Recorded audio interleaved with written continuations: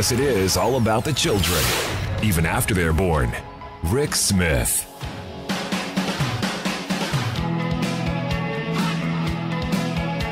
Welcome back to the Rick Smith Show. Check out the website, ricksmithshow.com. So some interesting news coming out of Philadelphia. As you know, we've talked about on the program for a long time. Philadelphia is one of the cities that evidently doesn't have a school board. And I know some people say, wow, no school board. No, the state actually controls the school district. They set up this commission, and the governor gets a couple of picks, the mayor gets a pick, and you've got this constructed board of people who, well, probably don't live in the neighborhood where the schools are, deciding what happens. Well, evidently big news today, which is why I've asked George Jackson to come talk with us. He's the communication director there for the Philadelphia Federation of Teachers. George, thanks for taking time for us. Thanks, Rick. It's good to be here. So I guess big news, they're doing away with the SRC? Yes, this is historic news after nearly 17 years. It'd be 17 years on December 19th, if you want to be precise. But after nearly 17 years of state control of our schools, the SRC tonight voted to dissolve itself as per the legislation in Act 46. The only way that we can get rid of state control is if the state-controlled body votes to dissolve itself, and tonight that happened. So now that that's happened, what happens tomorrow? You have no board day. What happens tomorrow? Well, the SRC is still in place, I believe, until June 30th. Right now, the mayor is convening his 13-member panel to start the process of selecting members for a mayor-appointed school board per the city charter. And the other thing that needs to happen is that the Education Secretary of Pennsylvania needs to certify the SRC's vote tonight. But for Philadelphia, it is a very positive development that, while we had to bear the brunt of the SRC's decisions, none of our local elected officials had any say-so really in the governance of our schools, and that is about to change. It'll be changed by the next school year. Now, is there any chance that Secretary of Education Pedro Rivera doesn't sign this? I hadn't even allowed myself to consider that, Rick, but thanks for throwing that factor in there. He is the governor's. He is the governor's pick. The governor did have choices on this commission. Absolutely. No, I think, and I have not been in contact with anybody from the Department of Education, but I am confident that Mayor Kenney would not have put this plan into place if he didn't have some kind of assurances that this result will be certified. Okay, so you got to remember the mayor, both the mayor and the governor have expressed support for local control, for Philly having local control. This is something that both Governor Wolf and Mayor Kenney have expressed support for. But Mayor Kenney stepped up and took the leadership role in making this happen today. No, I mean, it's a good thing. I mean, everybody I talk to who I know in the Philadelphia area, especially in education, say that this experiment has been a failure. It was a rushed experiment. There wasn't any real cause for it, and I'm sure they're thrilled that it's going. Oh, absolutely. You wouldn't have found a teary eye at 440 at the school district headquarters tonight. Look, this legislation back in 2000 was, I believe, written, passed by the legislature, and signed by the governor within a period of 6 hours. This was something that was foisted upon us, kind of crammed down our throat, back in 2000, 2001, basically to punish the PFT specifically, and punish the city of Philadelphia. Why do you say that? Why do you say punish the Pennsylvania Federation of Teachers? Well, this came about as a result of then Superintendent Hornbeck. One of the big drivers of it was him calling out Harrisburg for education funding practices that he deemed, and I can't quote him because I wasn't there at the time, but basically saying that, that this is the mistreatment of black and brown students. And Philadelphia educates about 42% of the state's African American students, for one. And he was saying, look, these funding disparities are inherently racist. And in very swift response to that, they came up with this thing saying, oh, well, why don't we just take over your schools? So this was a punishment. The language in Act 46 specifically that kept the union from being able to strike was only written for Philadelphia. This whole law was written for cities of the first class. And in Pennsylvania, there is one quote-unquote city of the first class. That's Philadelphia. It was written for Philadelphia to target the PFT and to target our school district and schools. Interesting. And again, the question then becomes if, I don't disagree with what he said, and the funding levels haven't gotten any better from what I understand. In fact, I would argue they've probably gotten a whole lot worse. They absolutely have. We've seen under the SRC's watch, we've watched deficits balloon. I think when Arlene Ackerman left, I believe in 2011, I think the deficit was almost $700 million. Wow. So, I mean, again, under the watchful eye of this financial watchdog that was supposed to be the SRC. So how is, and look, I'm all in favor of the SRC going, how is this now going to solve that problem of massive inequality and not having the money? How is having a local school board going to change that? It is not a solution to the challenges. Governance alone is not a solution to the challenges that face our schools. We have a 26% poverty rate in Philadelphia. That poverty has direct impacts on student achievement. But what it does do is it gives us the greater sense of agency and allows folks in City Hall, specifically the mayor, to really take the leadership role in stepping up and figuring out how we're going to fund this. So, yeah, we still need more aid from the state. Pennsylvania ranks, I think, 47th out of 50 states in terms of percentage that it devotes to public education. And that has to change. So, yes, we still have some serious problems. But I think working collaboratively as a community of local people, educators working with school boards that are made up of people who are from the city, accountable to the city, and who walk the streets and know these schools is going to be a lot better way to go about solving the problem than people who are kind of appointed by folks in Harrisburg who may or may not have any sense of accountability. Yeah. Rick, I don't know if you've ever had a chance to sit in on an SRC meeting, but they can listen to parents beg and plead with them not to close their schools, not to make certain cuts, and they will listen impassively and then vote to do whatever they want anyway. Yeah.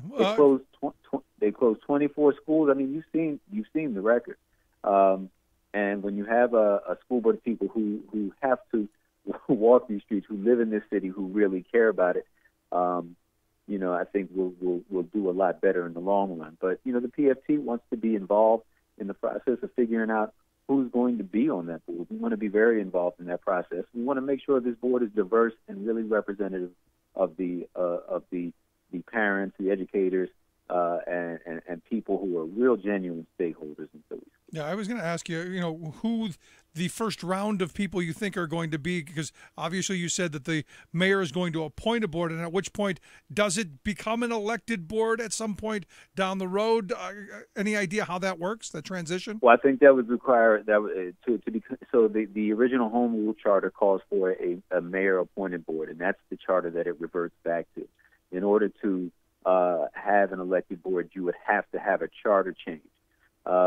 The problem with that, of course, is if we want to have this done in time for the next school year, then there's just not time to get that kind of charter change in place, because that wouldn't be able to happen until at least the next election year. So let me ask you: is that the goal? Is that the goal going forward, or are we okay with mayoral control?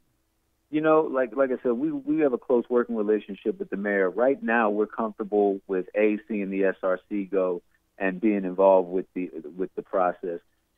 That is definitely a conversation that I think is worth having down the road in terms of an elected school board. But remember, I don't know if you followed what happened out in Los Angeles with their school board elections. It ended up being like one of the most expensive school board elections in history. Yeah, because it's crazy. You had a lot of outside groups pouring money into pro-voucher, pro-privatization school board candidate. And so there is that worry that we have, seeing how that went down in cities like Los Angeles and saying, man, imagine having to fight that fight, 9 times or however many members on the school board. Yeah, good point. No, I mean, look, big city public education, big problems. I mean, I look at Chicago, I look at L.A., you look at these Cleveland where I grew up, lots of big problems, and it comes back to one of the main things being starved of resources. Yeah, absolutely, and that's really what it's all about. And I think that's the biggest challenge that we have to look at right now, and that's something that when the mayor made this announcement a couple of weeks ago, it was very encouraging to hear him talk, at length about the need to really dig in and find solutions and come up with the money, for the city to come up with the money to sustainably and adequately provide funding for our schools, rather than kind of simply wait for Harrisburg to pay its fair share. We need to figure out some solutions, and again, smarter people than me will figure that out. But I think just knowing that we will have a seat at the table more so than we ever had under the SRC will make it will make it a lot better. Now, heaven forbid a input from the people who are actually doing the teaching. I know it's a crazy idea. It's never been tried. It just might work. Yeah, well, like I said, we know what doesn't work, and what doesn't work just ended this evening. Yep, good news. Good stuff, George. I appreciate the time, and congratulations. Good on you guys, and best of luck moving forward.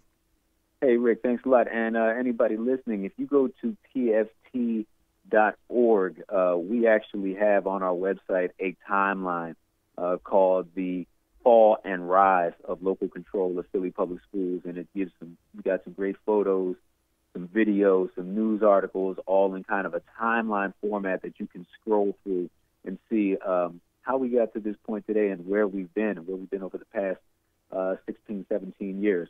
So check us out at pft.org. Good stuff, George. Appreciate the time. Rick, thanks for having me. Good talking to you again. We'll get a link at thericksmithshow.com how you can check that out as well. Let's take a quick break. Back with your thoughts. 1-888-520-RADIO. 1-888-520-7425. Red roses too, I see them blue for me and you, and I say to myself, what a wonderful world. Yes, it is all about the children, even after they're born.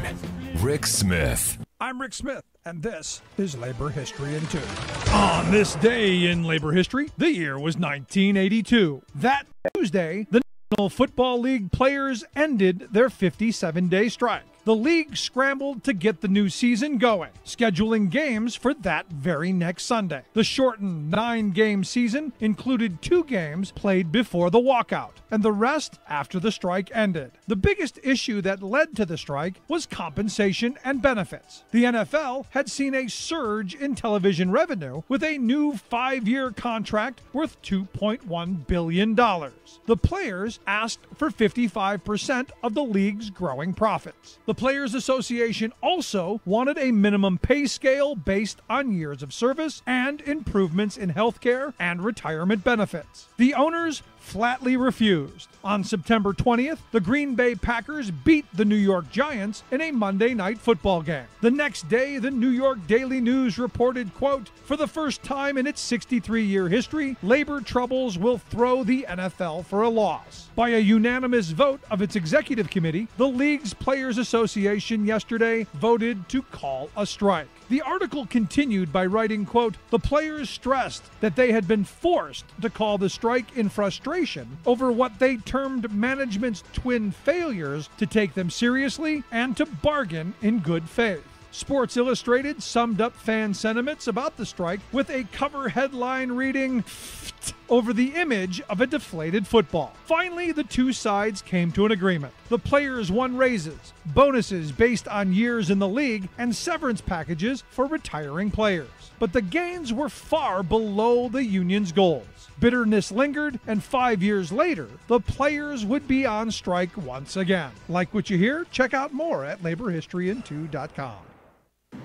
be NAFTA. Tell me how you came about the decision, how you made it. Well, I was going to terminate NAFTA as of 2 or 3 days from now. The president of Mexico, who I have a very, very good relationship, called me. And also the Prime Minister of Canada, who I have a very good relationship, and I like both of these gentlemen very much, they called me. And they said, rather than terminating NAFTA, could you please renegotiate?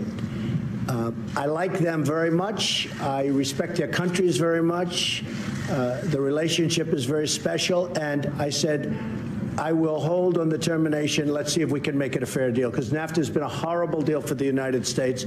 It's been very good for Canada. It's been very good for Mexico, but it's been horrible for the United States. And if you check my campaign, any of my speeches, I said I'll either renegotiate or I'll terminate. So they asked me to renegotiate. I will, and I think we'll be successful in the renegotiation, which frankly would be good because it would be simpler. But we have to make a deal that's fair for the United States. They understand that. And so I decided, rather than terminating NAFTA, which would be a pretty big, shock to the system, we will renegotiate. Now, if I'm unable to make a fair deal, if I'm unable to make a fair deal for the United States, meaning a fair deal for our workers and our companies, I will terminate NAFTA. But we're going to give renegotiation a good, strong shot. Thank you very much, everybody. Thank you.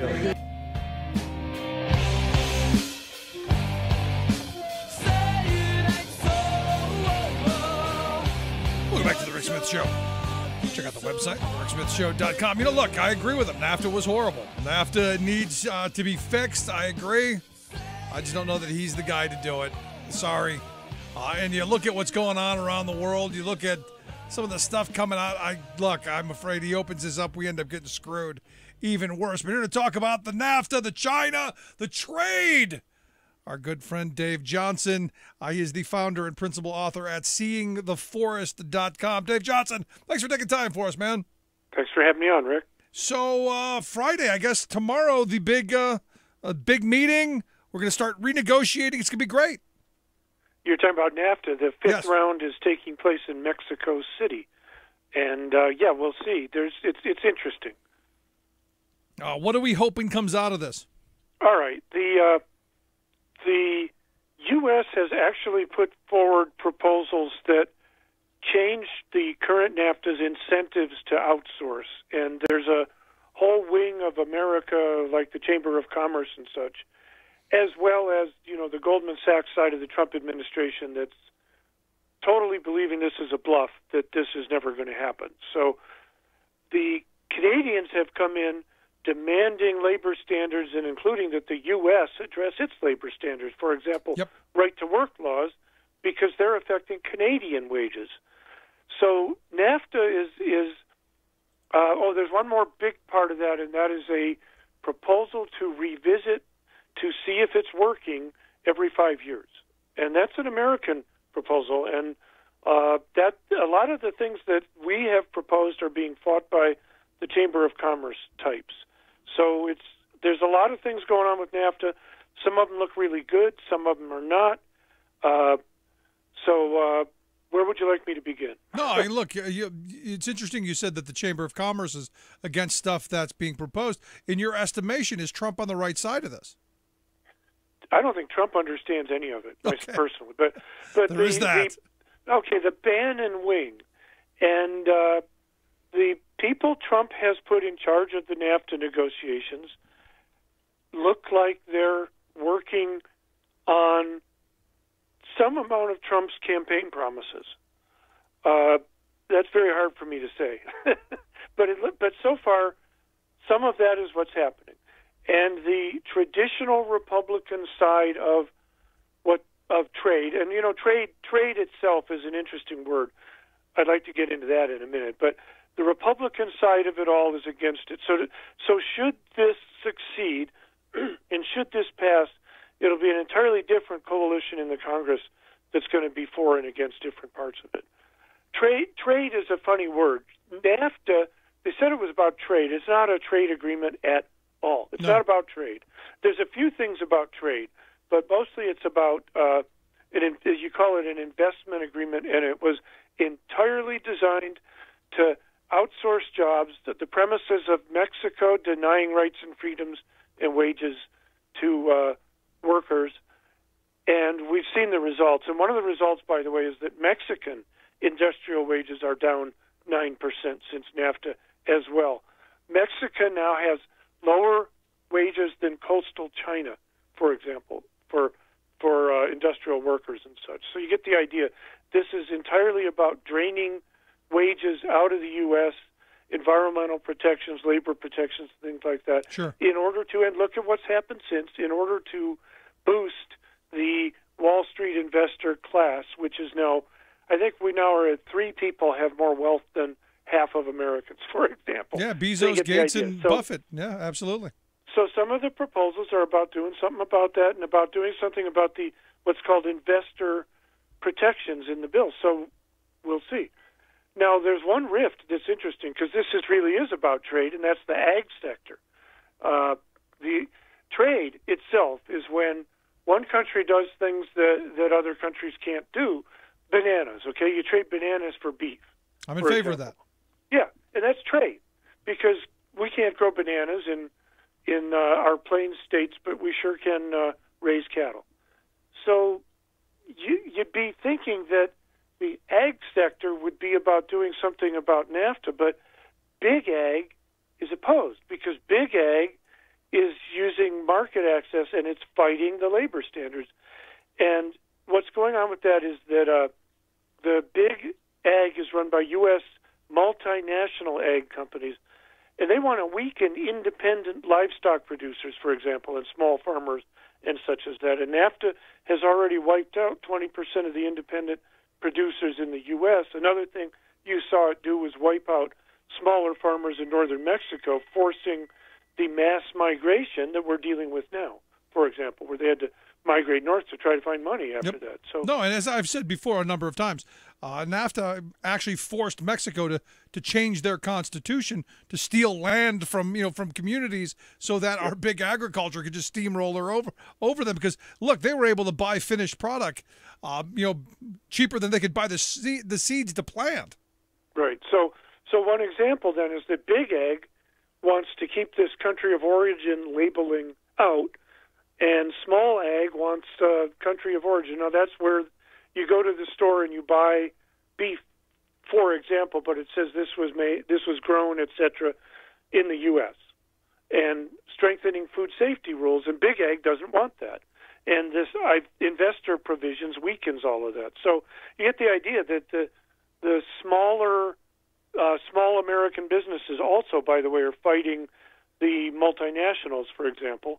So that's what's going on in NAFTA, and we don't know what's going to happen in this 5th round. If we come out of the 5th round, then the next big thing is fighting over provisions to raise wages in Mexico.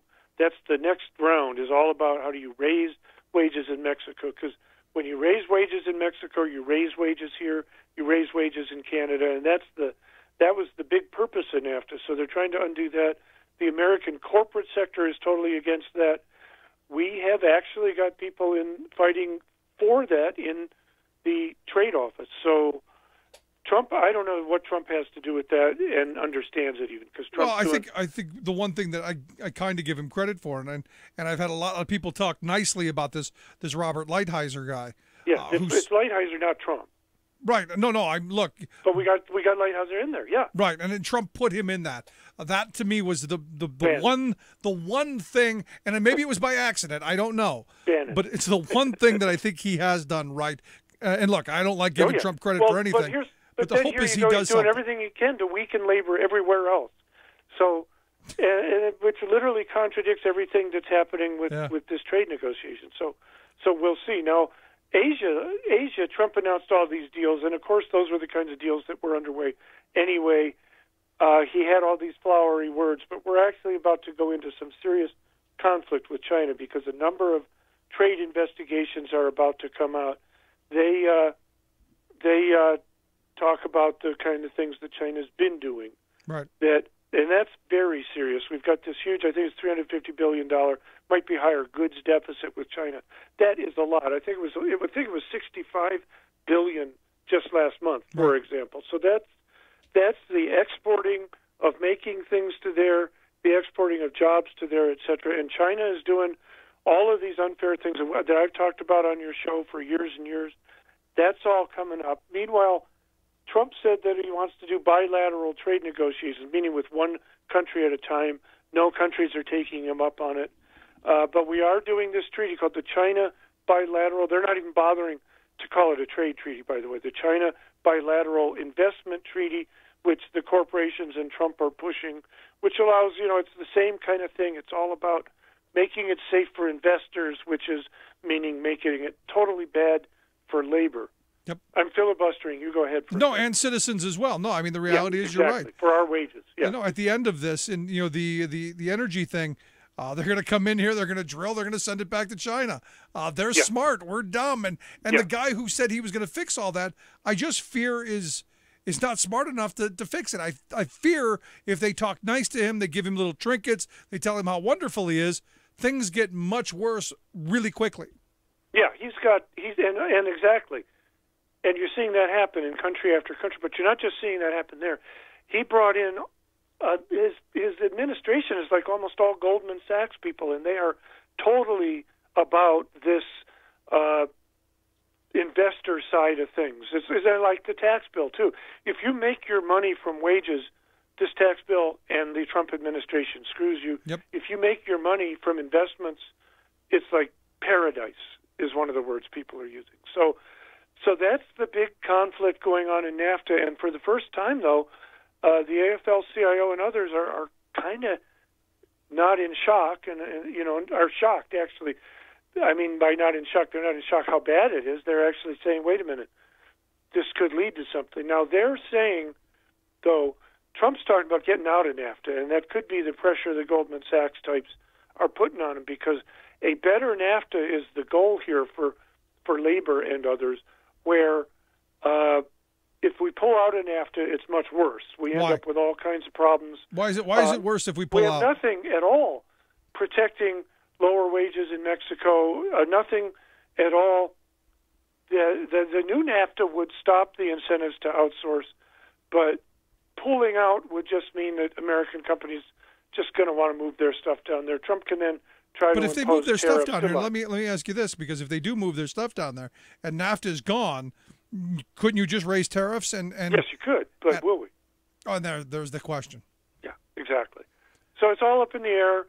It's not looking all that bad. We'll see what comes out of it.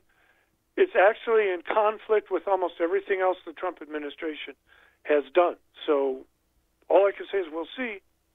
So maybe he'll stumble into cynical. Maybe he'll stumble into something positive that oops benefits us. I again not hopeful, but maybe it's possible. Well, an orange clock can be right once in a while. Oh, that's a good one. All right. Yeah. So when do you see the time frame of this happening? I mean, obviously this is the 5th round, right, coming up? Yeah. I can't answer that. Trump's already talking about we're going to pull out real soon if nothing comes out of this round. But, it's so much going on behind the scenes we don't know. Yeah. And the conflict is so reverse of everything else going on in the Trump administration we don't know. So I can't answer that. Yeah. So when as this continues, I'd love to have you back and walk us through what's going on and keep us informed on how the negotiations are going, because I think this is really an important issue. This to me, this trade issue is one of the top 2 issues in my view that are out there. The taxes being the other one, but I think this is that important. So I want you to come back often. You bet. Thanks. Dave, and I've been talking to you. How many years have we been talking about this? It's been at least 10 years. Yeah. And it's probably going to be another 10. Yeah. So we'll retire off of this. Dave, I appreciate it, man. Great talking with you. Thanks for having me on. Our good friend Dave Johnson. Again, he's right. We've been talking about this forever, and the hope. I hope Dave's right. I hope this is something real positive. Let's take a quick break. Right back. Stick around.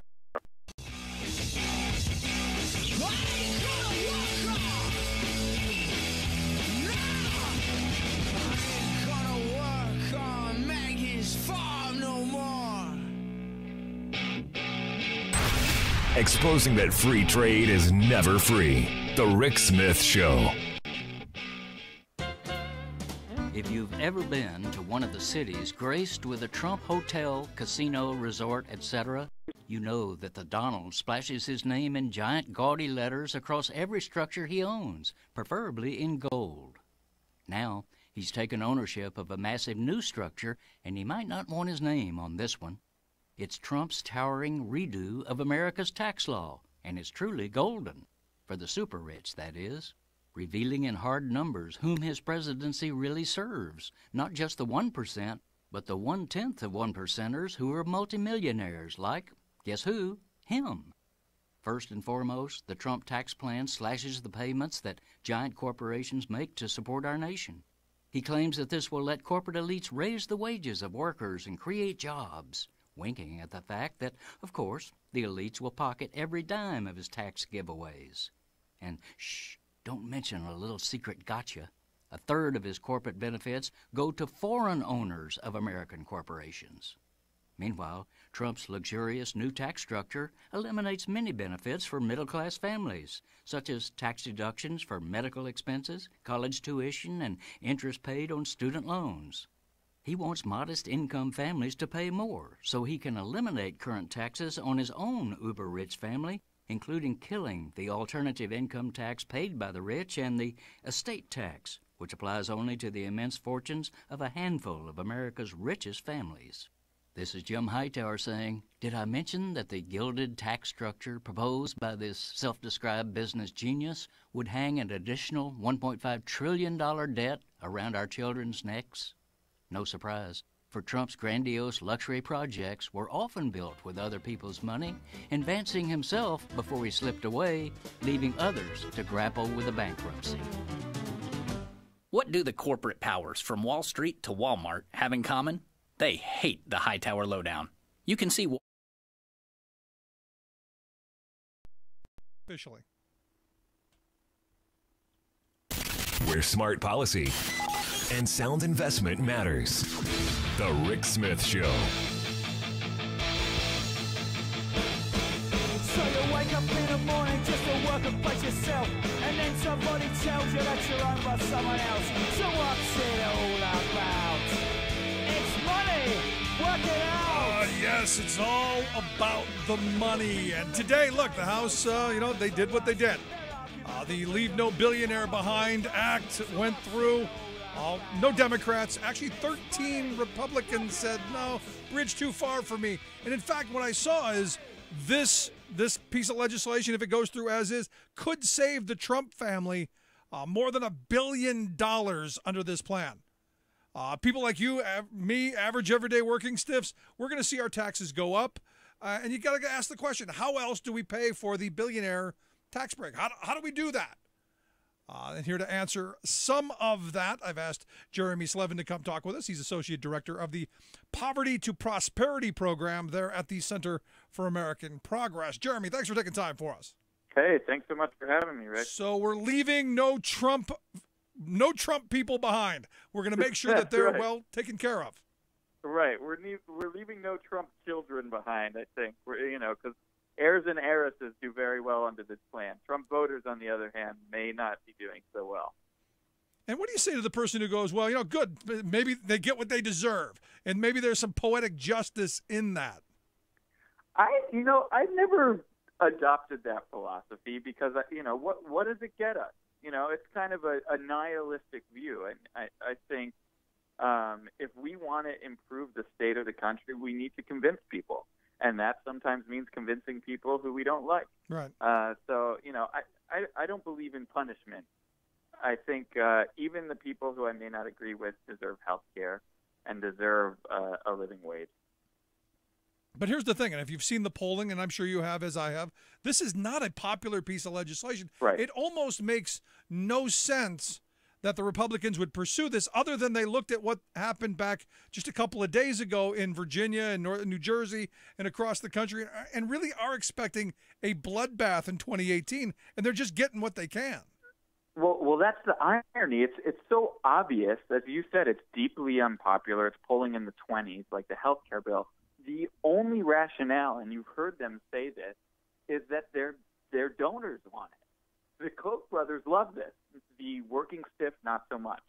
So there are all these donors on the record saying, we're not going to give you any money if you don't pass a tax cut for me, essentially. The money will dry up. And it's very clear that this has nothing to do with public opinion or public support or their own constituents, and has a lot to do with wanting to shore up money ahead of the congressional election. I mean, it's just crazy. And, you can go through and pick out individual parts of it.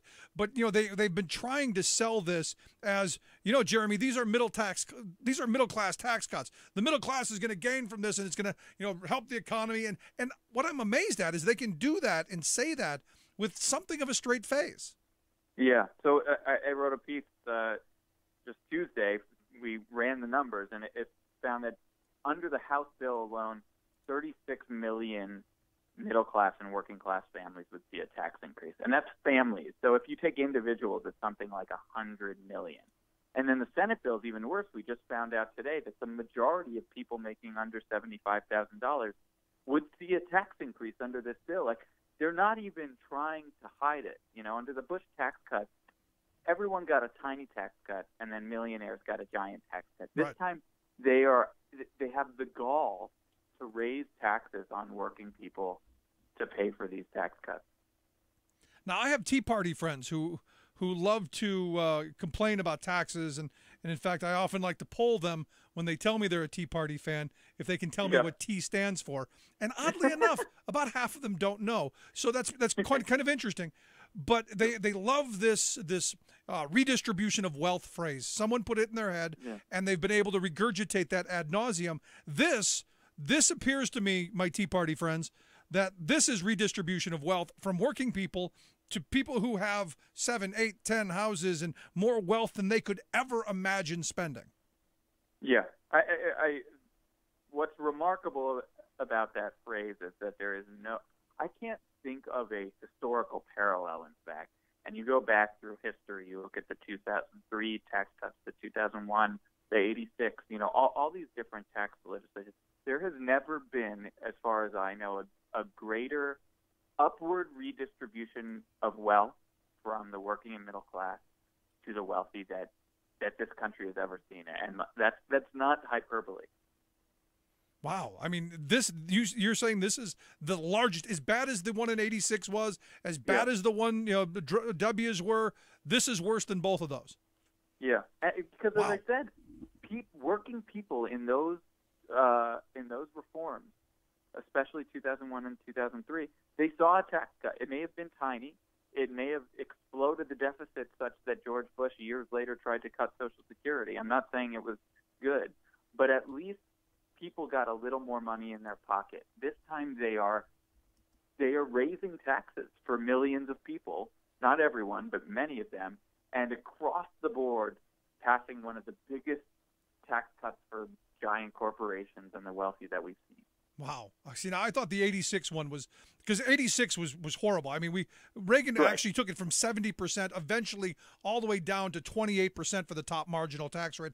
And, the biggest slap in the face, and I always, whenever the 86 comes up, it's always the biggest slap in the face to working people in the history of taxes came when they taxed unemployment benefits. Because for the first time, Reagan and that reform there taxed unemployment benefits for the first time, which to me is just the biggest slap in the face to workers. Yeah. Yeah, I mean, look at what this does. It taxes people's student loans. It taxes people's tuition for grad school. In the House bill, they tax medical expenses for Alzheimer's patients. An earlier version taxed adoption. They tax teacher school supplies. And on the other side of the ledger, they eliminate the estate tax for people worth over $11 million in the case of families. They eliminate the alternative minimum tax, which requires millionaires to pay a bare minimum, even if they're avoiding all other taxes. So it's amazing that they're able to sell this as a middle-class tax cut with a straight face, when even the few middle-class provisions that are in this bill, they have something called a family tax credit, they expire. Right. They expire after 5 years, while the corporate tax cuts are permanent. Yeah, I was going to ask you about that because, just the messaging out of that alone should be enough to have every working class Republican screaming. Because look, the Democrats are against this plan. If you're a registered Democrat, there's almost nothing in this for you. But some working class Republicans may buy into the idea that, if we give business enough, if we give enough to the very wealthy, eventually something may trickle down on us. I'm not saying what it is, but something. And you can buy it or you don't. I've been trickled down on, and it's not been good. It's been yellow. It's been salty. It's been terrible. It doesn't come in the form of a paycheck. But it's certainly not the rivers of gold and honey that we were told it was going to be, Jeremy. Yeah, and they've tried, as you mentioned, they've tried this so many times before. They used the same argument in '86. They used the same argument in 2001. And what we've found in public opinion polling, to your point about, some Republicans may believe it, most people don't.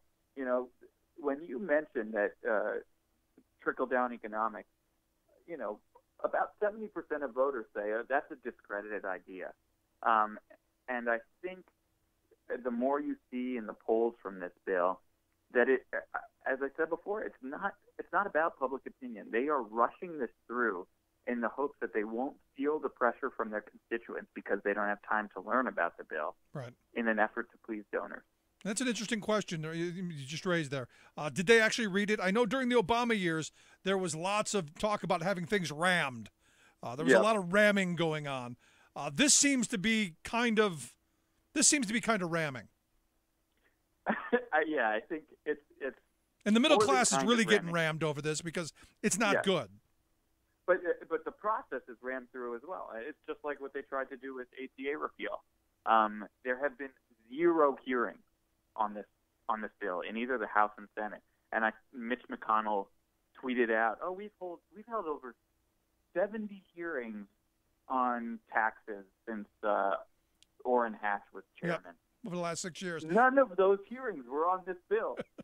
it's such a lie. But here's the thing, Jeremy. We've held so many parties. Well, none of them were about this bill. Yeah, but here's the thing.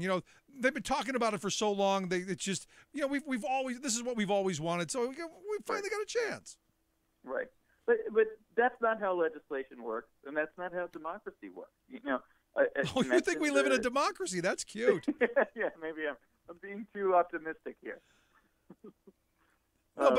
No, I mean, seriously. I mean, when you look at this, and it just seems the hypocrisy of we lived through all the Obama years of that, everything being rammed down their throats, and now they're really showing us what that means, and it's frustrating. And some of the other rhetoric, I came across something that said that even this plan would stop allowing people who are divorced to deduct like alimony payments. These are the party of family values who are now setting up a situation where single mothers with children are not going to get alimony support because, well, the incentive is almost gone.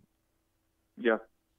Yeah, and I hadn't even heard about that provision, but it doesn't surprise me. And that's consistent with the adoption tax credit being eliminated. And their excuse is, we're simplifying it. Everyone gets more. Yeah. But they're simplifying it for rich people.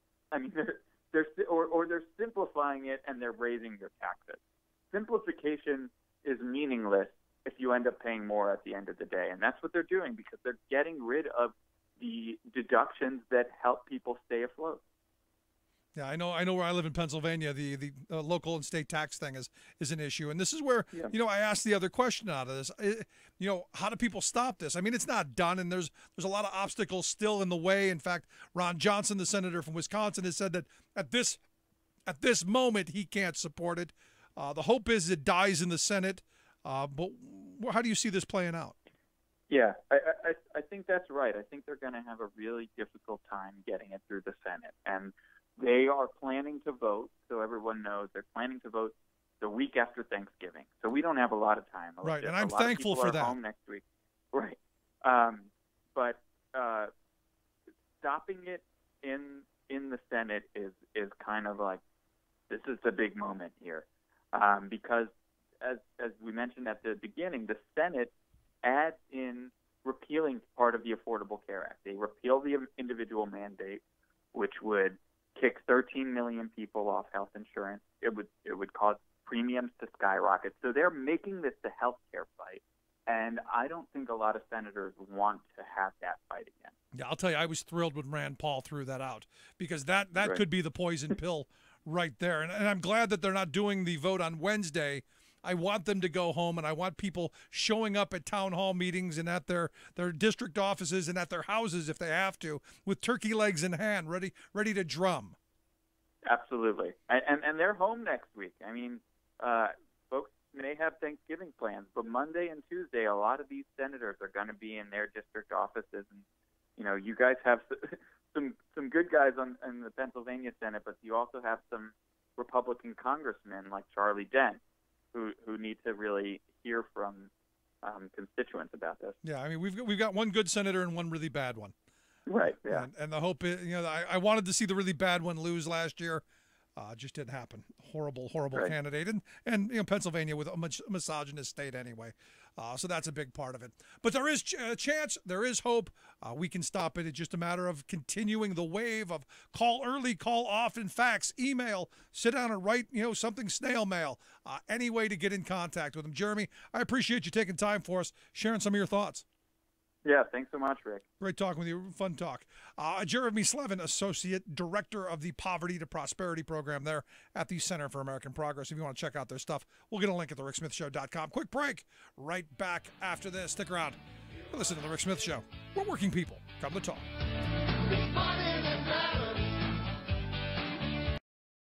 I'm Rick Smith, and this is Labor History in 2.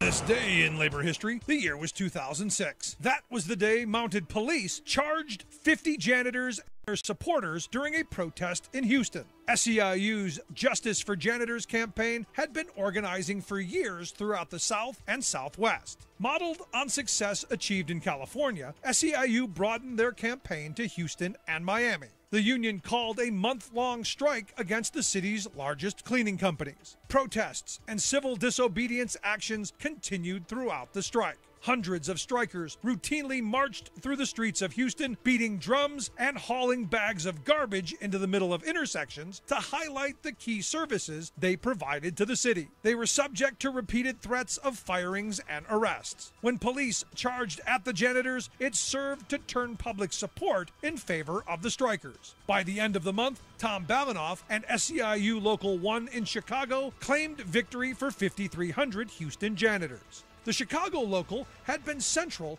to the 3-year campaign in Houston. Incomes doubled and janitors finally had health insurance, paid vacations, and holidays. The Chicago Tribune detailed the campaign in a November 25th article.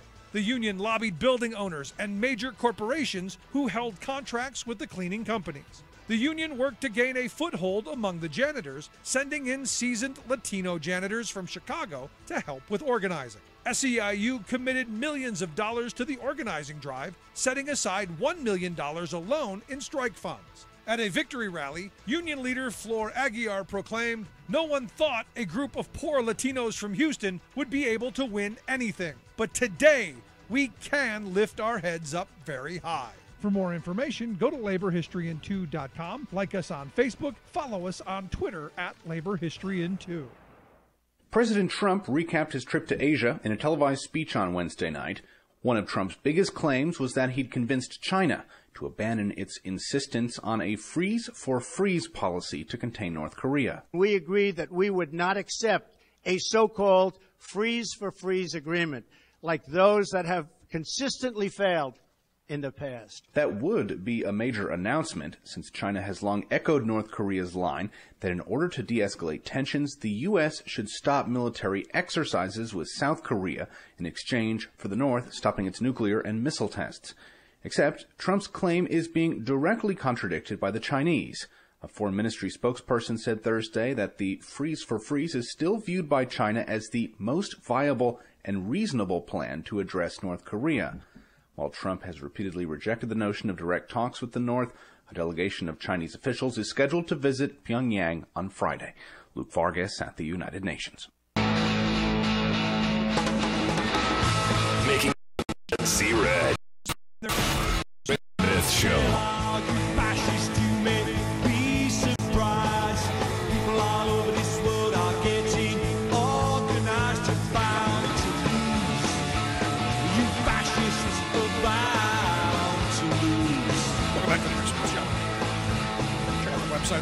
TheRealShow.com, Mr. Shellwinger. He has said, encourage your listeners to politely, in all caps, politely, call or show up at their representatives' offices as well as those of their senators while they are home during the Thanksgiving break. And I say not just show up, but show up. He uses the word politely. Yeah, that's a good start. But if that doesn't work, be a little bit, well, a little more aggressive than politely. Look, this tax bill is just bad top to bottom. At least during the Shrub years. And I remember the George W. Bush years fairly well. At least you got the check. It happened twice. I think one was for $300, and I think another one was like $500, if I remember right. We at least got a Bush prize. And I remember the one for $300 was hysterical. Because 2 weeks before the check came, you got a letter telling you, hey, make sure you keep an eye out because the check's coming. The check is in the mail. and oddly enough, it was. And there it was. And probably the worst idea ever to just go, here's $300. Because, and this will sound horrible, but what's $300? When you gave tens of thousands to the folks at the very top. Now, I can tell you what I do with my $300 and my $500. It went on my mortgage. I just paid the mortgage. A couple extra bucks on it to help out. That was it. It didn't. And I think what we learned, again, there were a lot of people like me who did just that. Didn't cause the economic boom that they were expecting. And look, they should have learned that from the time before, because Gerald Ford tried it back in the 70s, and it didn't work then either. I think it was $200 back in the 70s, which was a big chunk of money back then. No new consumption. And because people paid their bills. They're like, uh-oh, the government's giving us money back. Worry. And that's exactly what happened during the Bush years. But what we did do is we created a massive, massive budget hole. Because if you remember, and I have to, every time you talk about tax and Bush and that time, we were on path to be debt-free. So from 2000 until now, and you're talking just 17 years, we were on a path to be debt-free. They were worried, what does the world look like? Debt-free for the U.S. Well, that didn't last long because Bush went and gave all the money away. And then, of course, the massive collapse and that he caused and Clinton's policies caused. Well, now we're looking at massive, massive debt. And this is going to do the same thing. We're giving $1.5 trillion away to the very wealthy and the big corporations. They're going to hoard it.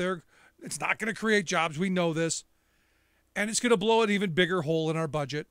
And we're not going to invest in education. We're not going to invest in healthcare. We're not going to invest in infrastructure. And we're going to be another decade down the road with another lost decade, even further behind the 8 ball than we are right now.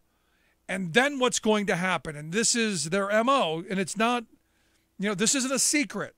Doesn't take a genius to figure this out. Don't need a crystal ball. Don't need to be clairvoyant. Don't need to read palms. What they're going to do is they're creating a crisis. They're going to come back and say, we can no longer afford Social Security. Sorry, we got to cut Social Security.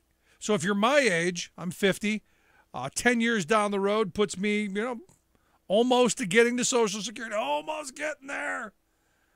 And then they're going to say, no, we're going to cut it. Because look, as I understand in this, they've already thrown chain CPI into it, which is going to slow the growth of Social Security as well. Another bad idea that came out during the Obama years. And what's going to happen is we're not going to see the economic growth because already right now you've got a group of economists who are saying, look, the next couple of years are not going to be great. There's not going to be a Trump bump in the economy. They say, look, growth is going to remain modest through 2019. And here's the weird thing, with consumer confidence at a high, business, confidence at a high, it's amazing that we don't have a much hotter economy. We don't have the Clinton era economy where, guess what? Unemployment's really low. Wages are going up. They're not. Wages have stagnated. Less disposable income, less opportunity to heat things up. But corporate profits really high. Tax breaks are coming. CEOs 1, the rest of us 0. So call your representatives. Call early, call often. Thanks so much for tuning in tonight on the big program. Make sure you get the podcast at thericksmithshow.com. Also, you can email me, rick@thericksmithshow.com. Tell me what you think. We are taking tomorrow off. Lots of things to get done. Back Monday with Propane Jane. More talk about tax plan. Lots and lots to get to. Have a great weekend. We will see you back here on Monday. Thanks so much. You've been listening to The Rick Smith Show. Together, we can make America better. Email rick@thericksmithshow.com or interact with us anytime at thericksmithshow.com. Until next time, this has been The Rick Smith Show, where working people come to talk.